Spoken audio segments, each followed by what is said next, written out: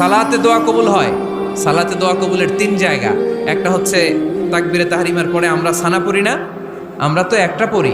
আল্লাহর হাবিব সুন্নাহ এবং নফল নামাজে আরো পড়তেন সানা, ওই দোয়া কবুল হয়। 2 নম্বর জায়গা সালাতে সেজদায় পড়ে দোয়া করলে কবুল হয়। আকরাবু মা ইয়াকুনুল আবদু মির রাব্বিহি ওয়া হুয়া সাজিদ ফাকসিরু ফিহি দুআ। বান্দা যখন সেজদায় লুটিয়ে পড়ে, বান্দা আল্লাহর সবচেয়ে কাছে চলে যায়। তা কিন্তু বিশ্বনবী বলে, সেজদাটা তোমার রবের কুদরতি পায়ের উপরে পড়েছে। সেজদায় পড়ে দোয়া করেন। সালাম ফিরানোর আগে বিশ্বনবী দোয়া করতেন, লা ইউসাল্লিমান্না আহাদুকুম হাত্তা ইয়াতাআওয়াযা মিন আরবা'a।